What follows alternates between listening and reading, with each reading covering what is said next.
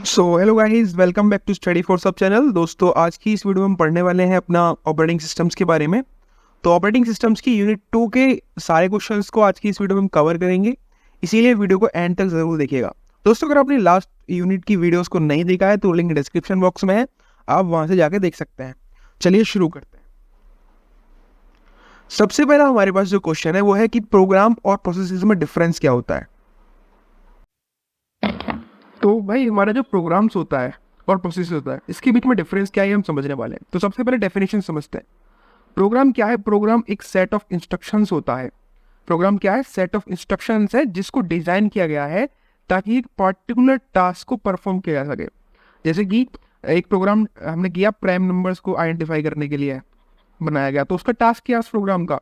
उस प्रोग्राम में क्या करा है? उस प्रोग्राम में सेट ऑफ इंस्ट्रक्शंस लगाए हैं जिसके थ्रू हम एक स्पेसिफिक टास्क जो है उसको कंप्लीट करवा रहे हैं। वही प्रोसेस की बात करें तो प्रोसेस क्या है? वो इंस्टेंस होता है प्रोग्राम का एग्जीक्यूशन के दौरान। यानी कि प्रोग्राम में क्या चीज हो रही है, क्या है इंस्टेंस ऑफ प्रोग्राम, उसको हम बोलते हैं प्रोसेस। प्रोग्राम की एंटिटी टाइप की बात करें तो प्रोग्राम जो है एक पैसिव एंटिटी होती है, यानी कि वो डिस्क पे स्टोर होती है। वही प्रोसेस क्या है? प्रोसेस एक एक्टिव एंटिटी होती है जो कि मेमोरी के अंदर लोड होती है।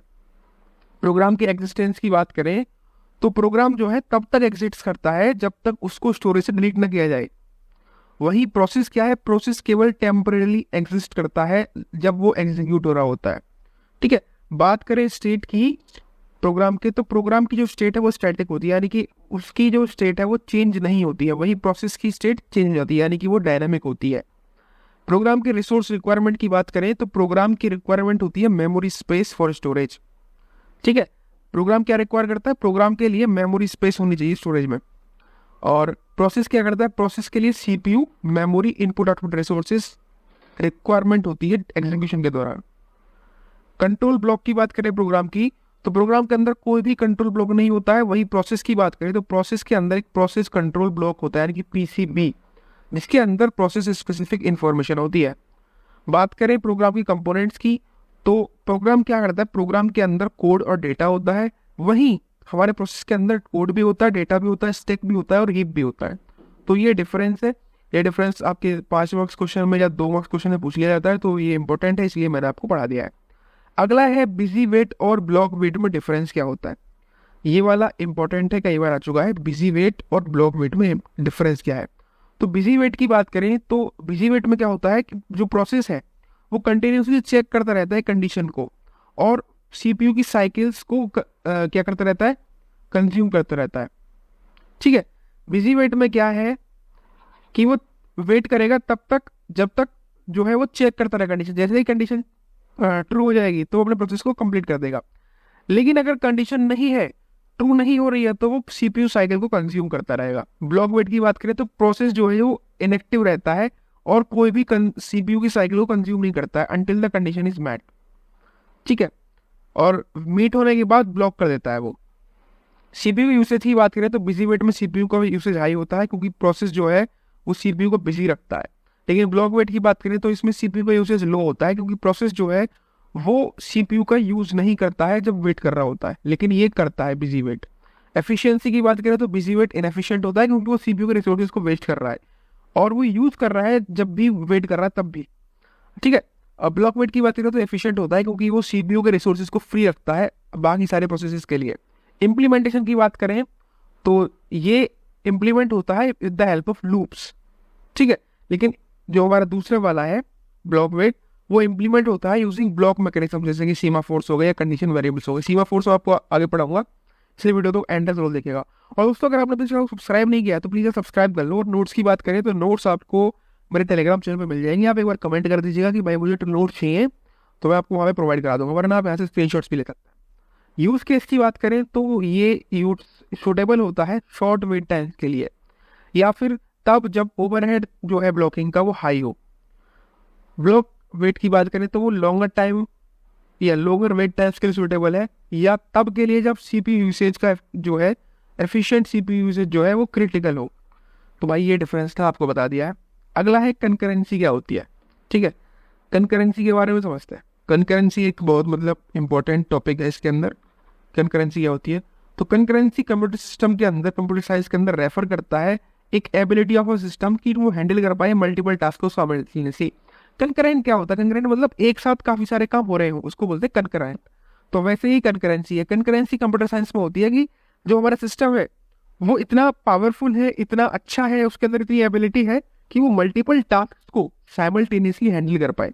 ठीक है, ये जो है क्रूशियल होता है क्योंकि इससे जो हमारा सिस्टम है उसकी इफिशियंसी, उसकी परफॉर्मेंस वो क्या हो जाती है? इम्प्रूव हो जाती है। स्पेशली कब? जब मल्टी कोर प्रोसेसर्स हो, जहाँ पे मल्टीपल प्रोसेसेस जो है वो पैरेलली रन कर पाए। कंकरेंसी में इन्वॉल्वमेंट होता है कि वो मैनेज करता है एग्जीक्यूशन ऑफ द प्रोसेस को एक ऐसे तरीके से जहाँ पे जो सारे प्रोसेसेस हैं वो रिसोर्सेज को शेयर कर पाए विदाउट इंटरफेयरिंग ईच अदर। तो कंकरेंसी आपको समझ गए? कंकरेंसी क्या है भाई? कंकरेंसी एक ऐसा प्रोसेस है जिससे कि जो हमारा सिस्टम है वो मल्टीपल टास्क को साइमल्टेनियसली हैंडल कर सकता है। ठीक, की प्रिंसिपल्स की बात करें इसकी, तो इसके अंदर हमारे पास 6 की प्रिंसिपल्स हैं। एक है इंटरलीविंग एंड ओवरलैपिंग। कंकरेंसी के अंदर इंटरलीव्ड और ओवरलैप्ड एग्जीक्यूशंस भी होते रहते हैं। इंटरलैप्ड मतलब प्रोसेसेस जो हैं वो टर्न्स यूज करते हैं सीपीयू का। ठीक है, लेकिन ओवरलैपिंग का मतलब है कि प्रोसेस जो है वो साइमल्टेनियसली रन करते रहेंगे डिफरेंट सीपीयूज पे। इंटरलीविंग मतलब पहले एक होगा, फिर दूसरा होगा, फिर तीसरा होगा, फिर चौथा होगा। लेकिन यहाँ पे ओवरलैपिंग का मतलब क्या है? ओवरलैपिंग का मतलब ये है कि 1 2 3 4 ये सारे के सारे साइमल्टेनियसली रन करते रहेंगे डिफरेंट डिफरेंट सीपीयूज पर।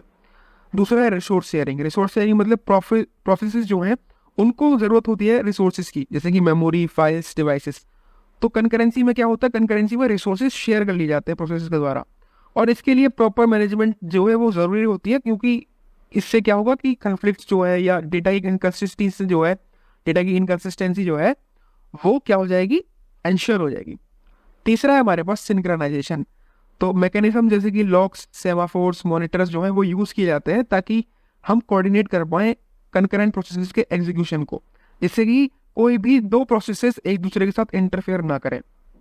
चौथा है डेडलॉक एंड स्टारवेशन। डेडलॉक कब आता है? डेडलॉक कंकरेंसी कभी कभी डेडलॉक की सिचुएशन भी खड़ी कर देती है, यानी कि जहाँ पे प्रोसेस को वेट करना पड़ता है इनडेफिनेटली अपने रिसोर्सेज के लिए।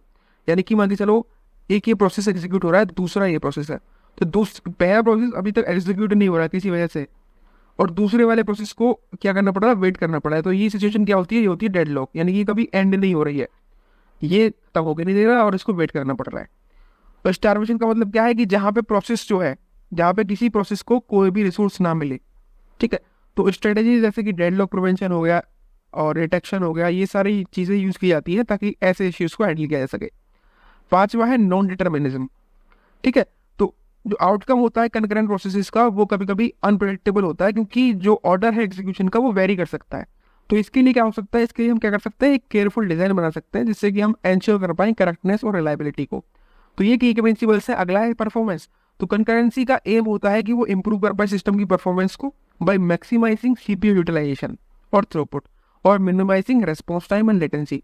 किसी भी सिस्टम के परफॉर्मेंस को कैसे अच्छा कर सकते हैं हम? या तो उसकी सीपीयू यूटिलाइजेशन को मैक्सिमाइज कर दें, या थ्रूपुट को मैक्सिमाइज कर दें, और रेस्पॉन्स टाइम और लेटेंसी को मिनिमाइज कर दें। तो ये कंकरेंसी है भाई, समझ गए कंकरेंसी? तो इसका आप स्क्रीनशॉट ले सकते हैं, ये आपके 5 मार्क्स में पूछ लिया जाता है, मोस्टली देखा है मैंने। ठीक है, अगला इंपॉर्टेंट है प्रोड्यूसर कंज्यूमर प्रॉब्लम। तो भाई ये प्रॉब्लम जो है ये 10 मार्क्स में आ जाती है, प्रोड्यूसर कंज्यूमर प्रॉब्लम। तो प्रोड्यूसर कंज्यूमर प्रॉब्लम को एक हम बाउंडेड बफर प्रॉब्लम भी बोलते हैं। ये क्लासिक सिंक्रोनाइजेशन प्रॉब्लम होती है ऑपरेटिंग सिस्टम्स में। प्रोड्यूसर कंज्यूमर प्रॉब्लम क्या है? इसको बोलते हैं बाउंडेड बफर प्रॉब्लम। ये क्लासिक सिंक्रोनाइजेशन प्रॉब्लम होती है ऑपरेटिंग सिस्टम्स में। इसके अंदर दो टाइप्स के प्रोसेसेस हो रहे होते हैं, एक होता है प्रोड्यूसर, ठीक है, एक होता है कंज्यूमर। और वो क्या करते हैं? वो एक कॉमन फिक्स्ड साइज बफर को शेयर कर रहे होते हैं। प्रोड्यूसर का मतलब काम क्या है? प्रोड्यूसर डेटा जनरेट करेगा और उसको बफर में डालेगा। कंज्यूमर क्या करेगा? कंज्यूमर डेटा को कंज्यूम करेगा बफर से। ठीक है, तो ये प्रोड्यूसर कंज्यूमर प्रॉब्लम है क्या, इसको समझते हैं एक डायग्राम से। तो मान के चलिए ये हमारा प्रोड्यूसर है और ये हमारा कंज्यूमर है। ठीक है, यहाँ पे हमारा क्या है? यहाँ पे हमारा ये बफर है। ठीक है, 1 2 3 4। तो प्रोड्यूसर क्या करेगा? प्रोड्यूसर डेटा प्रोड्यूस करेगा, एक को दे देगा, दूसरे को दे देगा, तीसरे को दे देगा, चौथे को दे देगा। ठीक है, अब सब नॉर्मल चल रहा है। कंज्यूमर क्या करेगा? यहाँ से एक डेटा को उठाएगा, दूसरे को उठाएगा, तीसरे को उठाएगा, चौथे को उठाएगा। ये सब तो नॉर्मल चल रहा है, लेकिन प्रॉब्लम कब आती है? प्रॉब्लम तब आती है जब प्रोड्यूसर का जो रेट है डेटा प्रोड्यूस करने का वो हाई हो कंज्यूमर के डेटा कंज्यूम करने से। ठीक है, जैसे प्रोड्यूसर जो है एक साथ 1 2 3 4 5, यानी कि इसकी तो क्वांटिटी फुल हो गई, अब कंज्यूमर इसमें से निकाल नहीं पाया, तो जो बाकी का डेटा प्रोड्यूस हो रहा है वो क्या होगा, डेटा ओवरफ्लो हो जाएगा, डेटा ओवरफ्लो हो जाएगा। ये तो होगी प्रॉब्लम किसकी साइड से, प्रोड्यूसर की साइड से, क्योंकि कंज्यूमर यहाँ पे स्लो है। तो पहला केस क्या होता है, पहला केस बनता है कि जब प्रोड्यूसर जो है वो फास्ट हो और कंज्यूमर स्लो हो। दूसरा केस होता है जब कंज्यूमर फास्ट हो और प्रोड्यूसर स्लो हो। ठीक है, वैसे ही क्या हो सकता है कि कंज्यूमर जो है, कंज्यूमर का जो डेटा, कंज्यूमर का जो कंज्यूम करने का जो प्रोसेस है या पावर है वो प्रोड्यूसर से ज़्यादा हो जाए। दूसरा प्रॉब्लम ये हो सकता है। ठीक है, जिससे कि इनकन्सिस्टेंसी हो सकती है, यानी कि प्रोड्यूसर प्रोड्यूस नहीं कर पा रहा और यहाँ पे स्टैक हमारा खाली पड़ा हुआ है, पूरा का पूरा, या बफर खाली पड़ा हुआ है, ये बफर होता है। ठीक है, तो इतना आप समझते हैं। एक बार फिर समझाता हूँ कि सिचुएशन कैसे होती है पूरी की पूरी।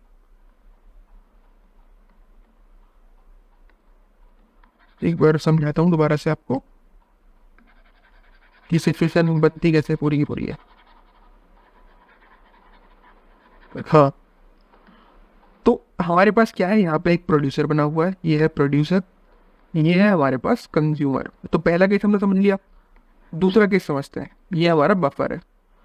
आगे चलिए, प्रोड्यूसर जो है वो प्रोड्यूस कर रहा है डेटा 1 2 3, इस तरह की डेटा प्रोड्यूस किया। लेकिन कंज्यूमर ने क्या किया, कंज्यूमर का जो डेटा कंज्यूम करने का जो पावर है वो प्रोड्यूसर से ज़्यादा है, इसने ये सारे के सारे बहुत जल्दी कर दिए, इसका टाइम ज़्यादा है, इसका थोड़ा स्लो है, ये थोड़ा स्लो प्रोसेस कर रहा है, ये फास्ट प्रोसेस कर रहा है।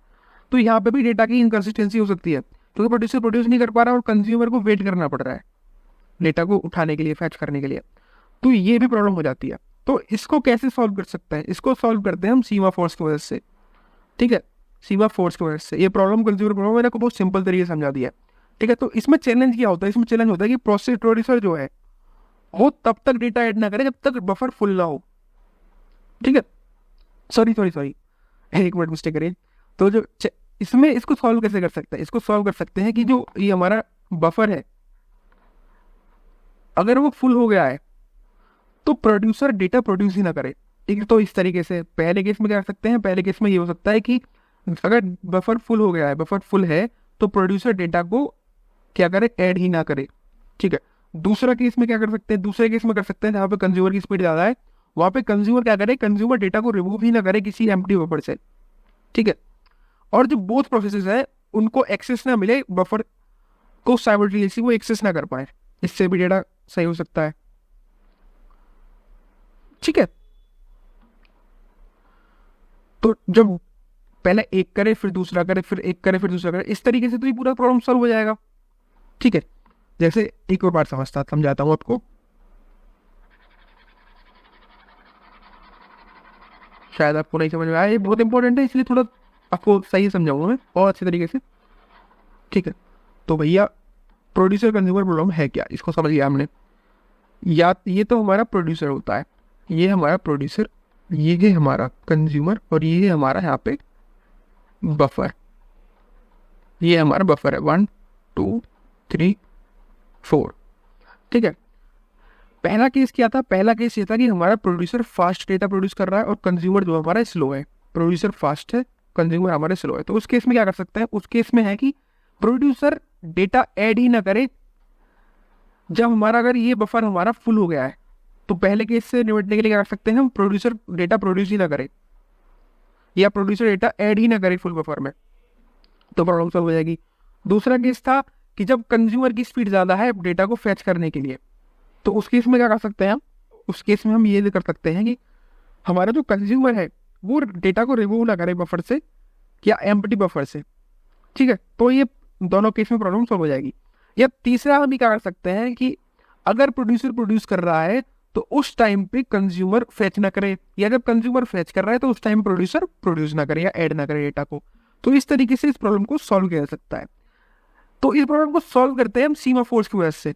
तो सॉल्यूशन इसका कैसे दे सकते हैं हम, सॉल्यूशन यूजिंग सेमाफोर्स। सेमाफोर्स क्या होते हैं, सेमाफोर्स सिंक्रोनाइजेशन टूल्स होते हैं जिनका यूज किया जाता है कि हम एक्सेस को मैनेज कर पाए शेयर्ड रिसोर्सेज के अंदर। ठीक है, सॉल्यूशन यूजिंग सेमाफोर्स। सेमाफोर्स क्या है, सेमाफोर्स सिंक्रोनाइजेशन टूल्स होते हैं जिनका यूज किया जाता है एक्सेस को मैनेज करने के लिए शेयर्ड रिसोर्सेज में। तो इसका सुटेबल सॉल्यूशन कैसे कर सकते हैं हम, ये जो हमारी प्रॉब्लम थी, कौन सी प्रॉब्लम थी हमारे पास, प्रोड्यूसर कंज्यूमर प्रॉब्लम।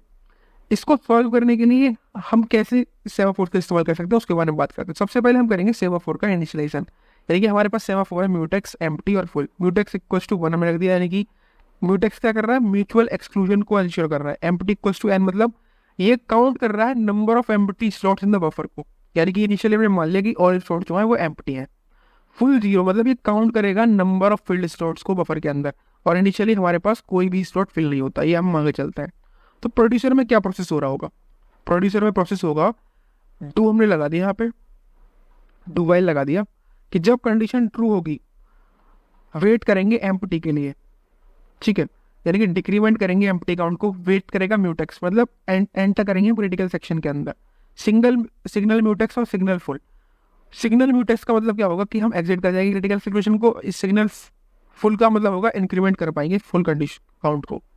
तो इसमें क्या हो रहा है, इसमें ये हो रहा है प्रोड्यूसर के एंड से कि अगर हमारा प्रोड्यूसर डेटा प्रोड्यूस ही ना करे जब हमारा बफर फुल हो, उस केस में अगर हमारा डेटा प्रोड्यूसर जो है वो डेटा ऐड ही ना करे, तो हम इस सॉल्यूशन को, मतलब ये हमारा सॉल्यूशन है पहला, ठीक है, कि हम अगर हमारा जो फुल हो गया है, बफर फुल हो गया है, तो उस केस में हम क्या करेंगे, क्रिटिकल सेक्शन को एग्जिट कर पाएंगे और फुल काउंट को इंक्रीमेंट कर देंगे, ठीक है, ये चीज़ होगी।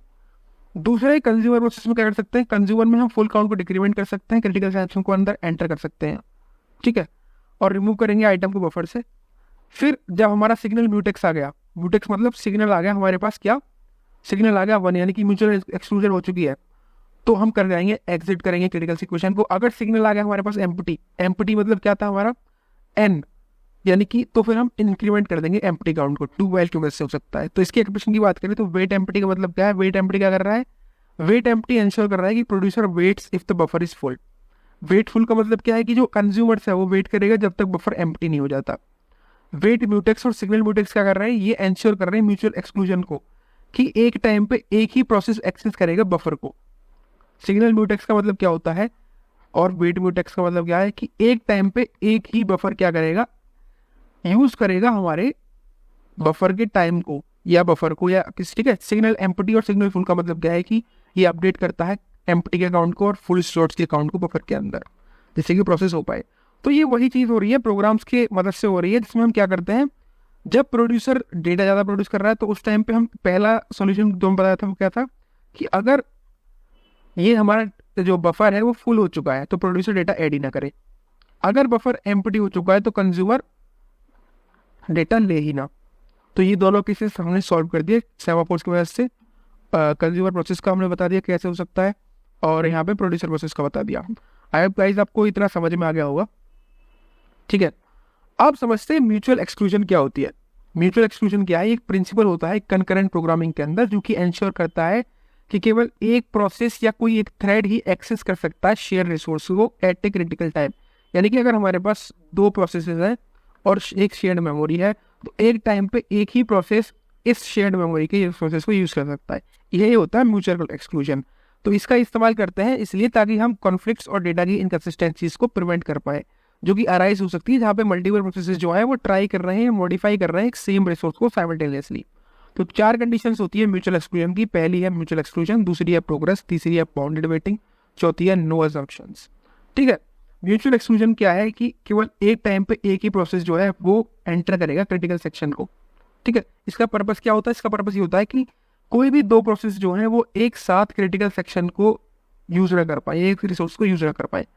प्रोग्रेस क्या है, प्रोग्रेस का मतलब है कि अगर कोई भी प्रोसेस नहीं हो रहा है क्रिटिकल सेक्शन में, ठीक है, तो कुछ प्रोसेसेस जो हैं उनकी विश होती है कि वो एंटर करें, और केवल वही प्रोसेस जो हैं वो only those processes not in their prementer section can participate in the decision of which process will enter the critical section next, ठीक है। तो प्रोग्रेस क्या है कि हमारे पास कई सारे प्रोसेसेस होते हैं जिनकी मतलब एंट्री होने वाली होती है अपने क्रिटिकल सेक्शन के अंदर, तो उस टाइम पे केवल वही सेक्शन एंटर कर सकते हैं क्रिटिकल सेक्शन के अंदर जो कि रिमाइंडर सेक्शन के अंदर नहीं होते हैं। पर्पस क्या है कि ये इंश्योर करते हैं selection of the next processes जो है वो पोस्टपोन नहीं हो। बाउंडेड वेटिंग क्या है कि एक लिमिट होती है number of times other processes are allowed to enter the critical sections after a process has made an request to enter its critical section and before the request is granted. तो bounded waiting क्या है कि एक limit होती है कि कितने number of times तक कोई भी प्रोसेस जो है उसको अलाउ किया जाएगा कि वो अपने क्रिटिकल सेक्शन में घुस पाए किसी प्रोसेस के बाद में। ठीक है, जब उसने रिक्वेस्ट करी है कि वो क्रिटिकल सेक्शन में घुसे या किसी को ग्रांट की गई है रिक्वेस्ट। इसका पर्पस क्या होता है कि इससे हम जो स्टार्वेशन होता है किसी प्रोसेस का उसको हम प्रिवेंट कर सकते हैं। एक होता है नो अजम्पशंस। नो अजम्पशंस क्या है, इनको हम तब यूज करते हैं जब रिलेटिव स्पीड जो है नंबर ऑफ सीपीयू जो है वो कोई अजम्पशन ना दे पाए। पर्पस क्या है, इससे हम इंश्योर करते हैं कि जो सॉल्यूशन है वो करेक्टली वर्क करे regardless of the speed of the processes और द नंबर ऑफ प्रोसेसर्स। ठीक है, 4 कंडीशन है म्यूचुअल एक्सक्लूजन की। पहली है म्यूचुअल एक्सक्लूजन, यानी कि एक टाइम पे एक ही प्रोसेस अपने क्रिटिकल सेक्शन में घुसेगा। दूसरा है प्रोग्रेस। प्रोग्रेस में क्या हो रहा है कि अगर क्रिटिकल सेक्शन में कोई प्रोग्रेस नहीं है तो कुछ प्रोसेस चाह रहे होंगे कि वो उस क्रिटिकल सेक्शन में घुसे, लेकिन उस टाइम पे केवल उन्हीं प्रोसेसेस को उसमें घुसने दिया जाएगा या उसमें जाने दिया जाएगा क्रिटिकल सेक्शन में जो कि अपने रिमाइंडर सेक्शन में नहीं होंगे। ठीक है, तीसरा है बाउंडेड वेटिंग। तो बाउंडेड वेटिंग क्या होती है कि एक लिमिट होती है कि कितने नंबर ऑफ टाइम्स कोई भी प्रोसेस को अलाउ किया जाएगा अपने क्रिटिकल सेक्शन में जाने के लिए। ठीक है, नो अजम्पशंस में क्या है, नो अजम्पशंस तब की जाती हैं जब रिलेटिव स्पीड और द नंबर ऑफ सीपीयू के बारे में कोई जानकारी नहीं होती है। तो भाई ये आपका म्यूचुअल एक्सक्लूजन था। अगर आपको वीडियो पसंद आई हो तो वीडियो को लाइक करें, चैनल को सब्सक्राइब करें और बेल आइकन दबाना ना भूलें। So thank you guys for watching the video. जय हिंद, जय Bharat and best of luck for your exams. ये जो क्वेश्चंस बताए हैं ना उसमें से एक प्रॉब्लम सॉल्विंग वाला जो मेरा कंज्यूमर प्रॉब्लम था, ठीक है, प्रोड्यूसर कंज्यूमर प्रॉब्लम, ये ज़्यादा इंपॉर्टेंट है, इसको तो तरीके से करके ही जाइएगा। ठीक है, so bye guys, best of luck.